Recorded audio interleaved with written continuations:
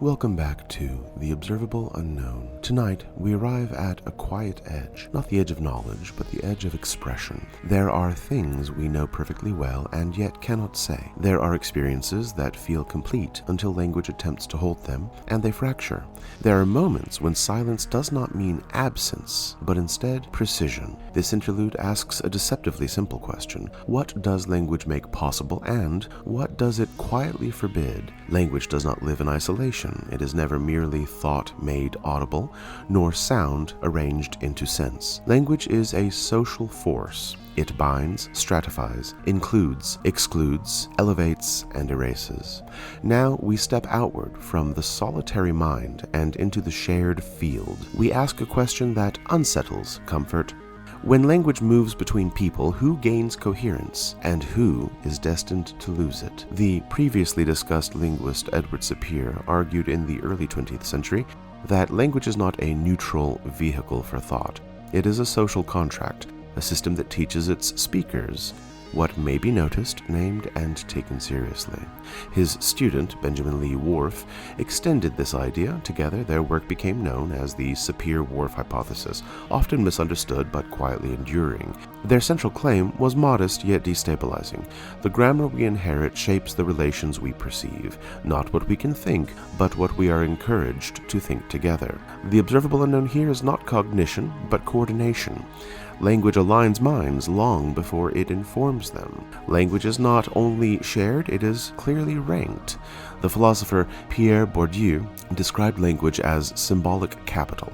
Certain ways of speaking confer legitimacy, authority, and access. Others mark the speaker as peripheral, suspect, or invisible. Accent, vocabulary, register, fluency.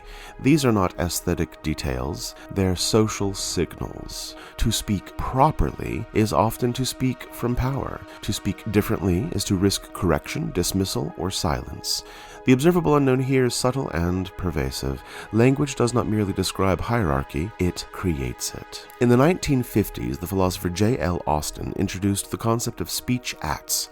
Some utterances do not describe reality, they actively design it. I apologize, I promise, I declare, I sentence. These phrases do not report events, they are events. Later, John Searle expanded his work, showing how institutions themselves are built from language. Money, law, marriage, authority, borders.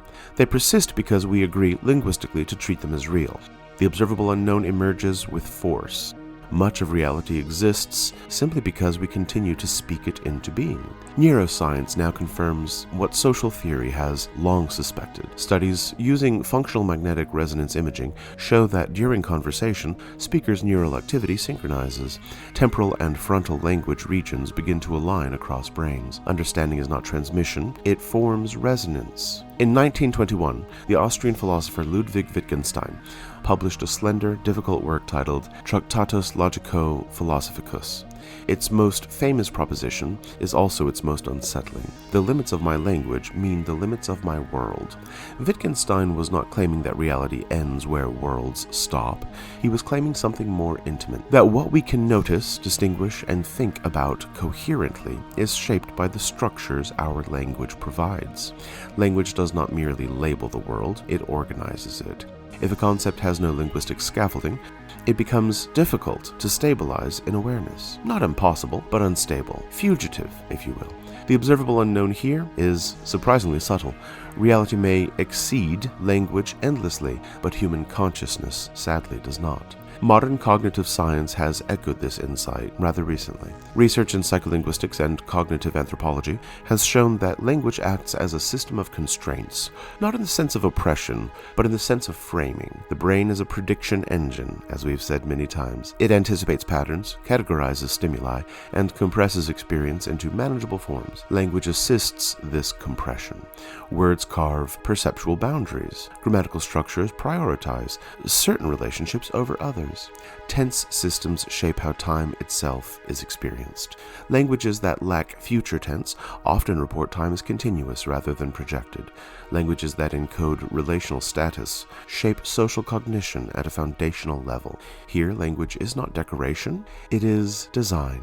Wittgenstein eventually turned away from his early work. In his later writings, particularly philosophical investigations, he abandoned the idea of a single logical structure underlying language. Instead, he proposed that language is a collection of practices, what he called language games. Meaning arises not from correspondence to reality, but from use. Yet, one claim remained that certain things cannot be spoken without distortion.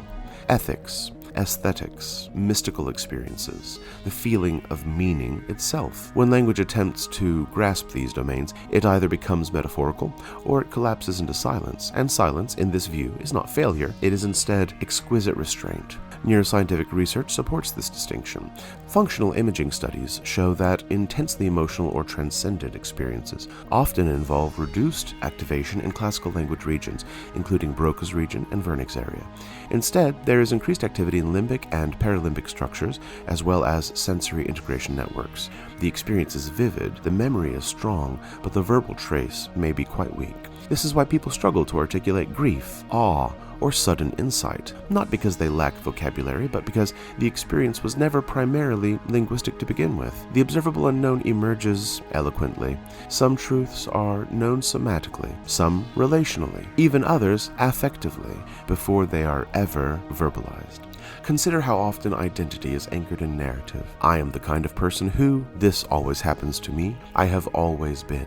These are not neutral descriptions, they are linguistic commitments. Once spoken repeatedly, they solidify expectation, behavior, and perception. Language does not merely express the self, it rehearses it, and what is never named is rarely rehearsed.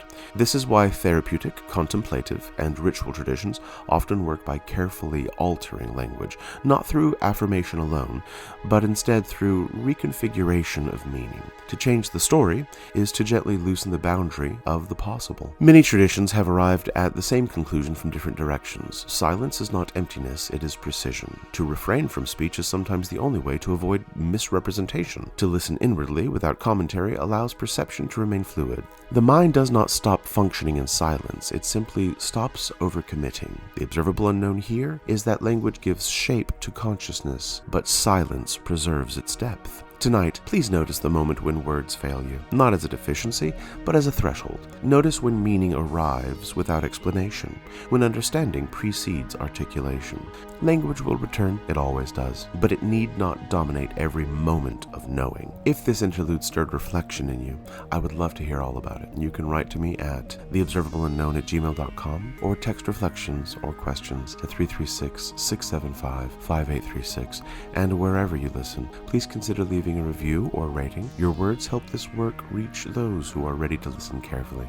Thank you for spending this time at the edge of saying. Until next time, this has been The Observable Unknown.